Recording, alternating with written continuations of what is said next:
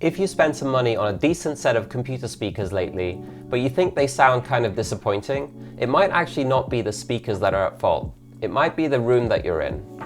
Now, computational audio has been all the rage lately, with companies like Sonos and Apple each releasing speakers that use microphones to try and correct for the response of your room to the sound of the speakers. Sonos, for example, have a feature called TruePlay, where for a few minutes you have to look like an idiot walking around your room while waving your phone around. The problem with Sonos speakers or Apple HomePods is that they're not really designed to be used as computer speakers.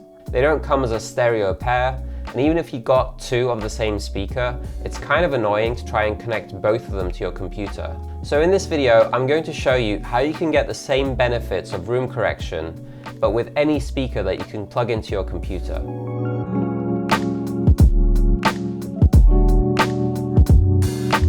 Okay, so let's get started by downloading Room EQ Wizard, which is what we're going to use for the room correction today.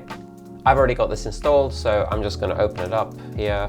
Okay, so there's really two components to what we're about to do. The first component is to measure the acoustics of your room, and the second component will be to convert that into equalizer settings that we can use when outputting sound from your speakers.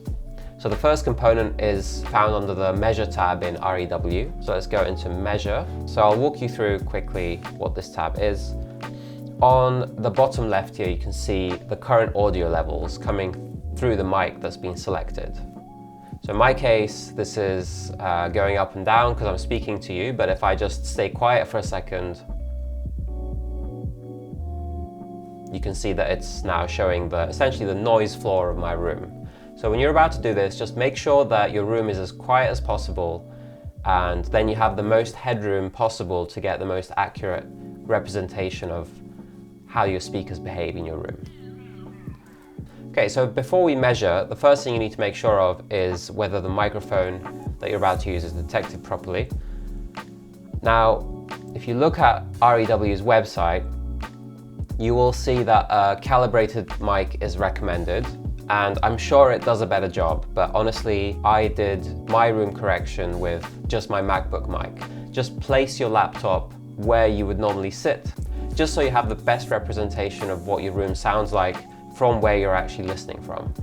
Okay, so all we need to do then is to select whether we want a single measurement or repeated measurements. I would recommend just doing repeated measurements. Single measurements is fine, but you might just get some peaks and troughs in your room response that aren't fully accurate. So when you do 5 measurements, for example, you can average them and just get a better result overall. You then just need to stay quiet for a minute or so while a sweeping tone is played, which spans from 20 Hz to 20 kHz. And that will just measure how your room and your speakers respond to each of these frequencies. So let's go start now and I'll show you how that works.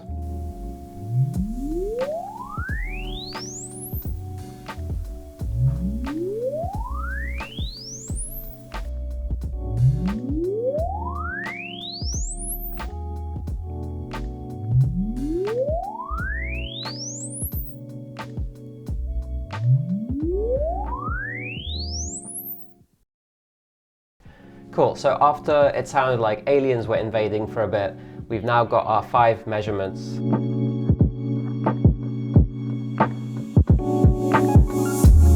You can see here they're pretty much the same, but there will be some very small differences between each measurement. That's why we take 5 and then we can average them. So now all you have to do is go average the responses. We have our average response here. As you can see, there is this huge peak in my room around 130 Hz, and that's actually what I was noticing when I first went on this journey of trying to improve the sound I was getting. And your room, probably depending on the size of your room, is going to be different, but you might still have these peaks and troughs that are good to correct for. Okay, so step number 2 now is to take these measurements and build an EQ profile out of them. Let's go to the EQ tab in REW. Okay, so in the EQ tab, what we want to do is change a few settings, and then we will let REW do the work for us to create that EQ profile. So the first thing you want to change is that the target type should be full range speaker, assuming you're not correcting a subwoofer.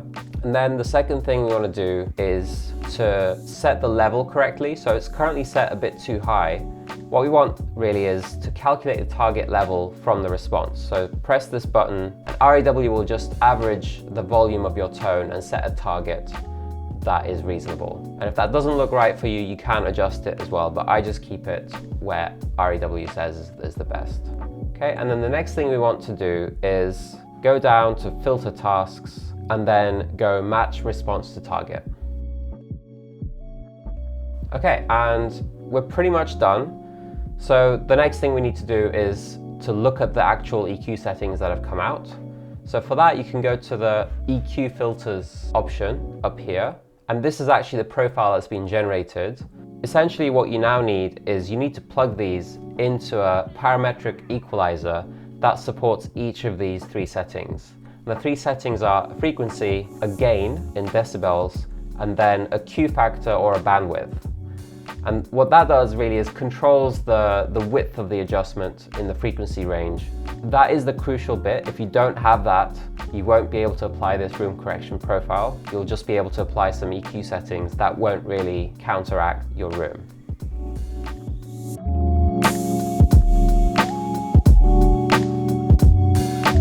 Okay, so what I'm going to show you now is how I applied these settings on my Mac using software called Audio Hijack. There is another piece of software I will post in the description which is called EQ Mac, and you can do the same using EQ Mac. Unfortunately, both are paid software. I had to pay, I think, $75 or £55 for Audio Hijack. EQ Mac, I think you can get it as a subscription for about £3 to $3 a month. So it's not super expensive, especially for the sound quality that you're getting, but just something to bear in mind that unfortunately, if you have a Mac, this is not going to be free. Post in the comments below if you do know of free software that lets you do this. Okay, so to apply this, let's open Audio Hijack, and you can see I've got my profile here already done, but I'm just going to show you how to do this from scratch.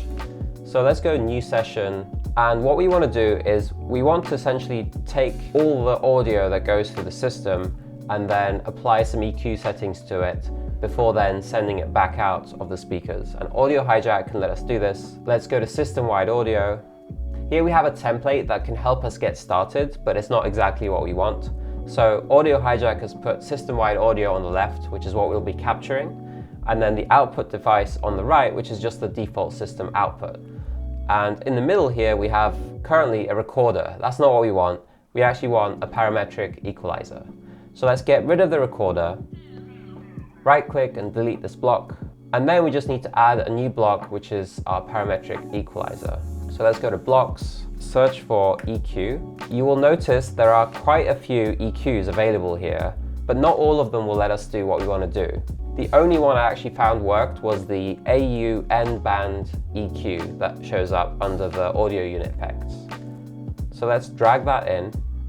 So in the N-band equalizer, you can see that I've got this preset called room correction, and that's actually the one that came from my previous measurements.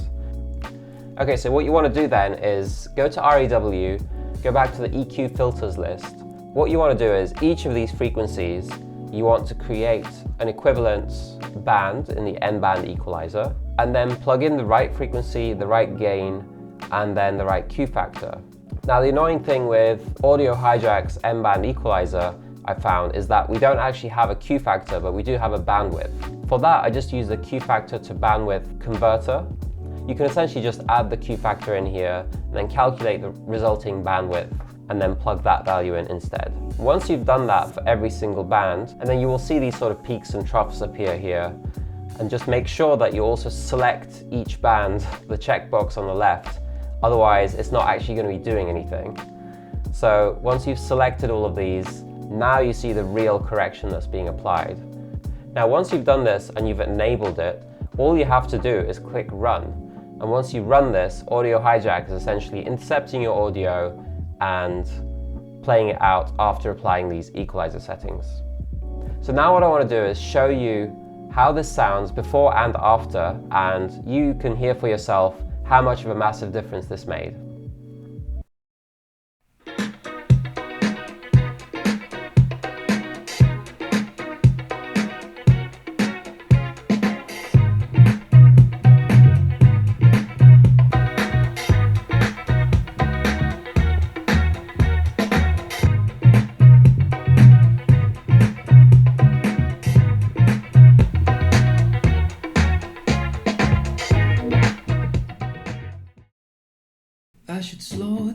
take it easy. I just keep on staring at my phone.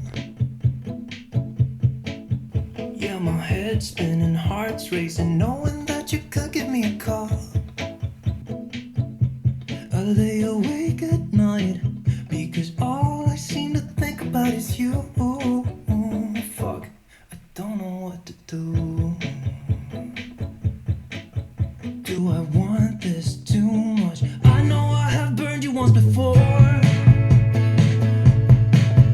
You can chew me up and spit me out if you don't wanna see me anymore. But I just wanna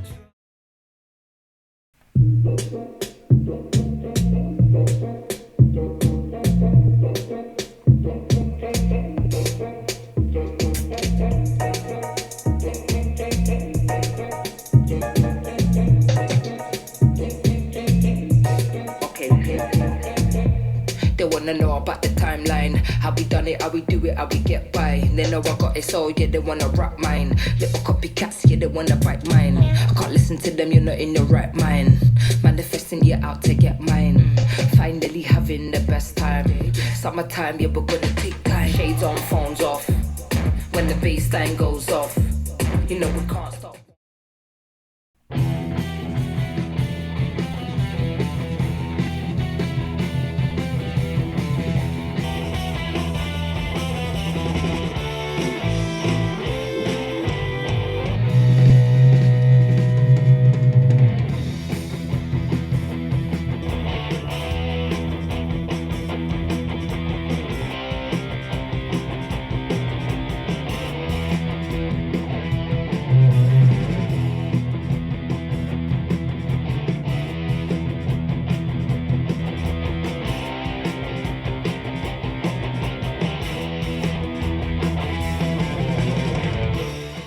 So I really hope that you found that video useful and that you enjoyed listening to the before and after clips. Please do give the video a like if you did enjoy it, and let me know in the comments below if you have any other tips for improving the sound of your speakers.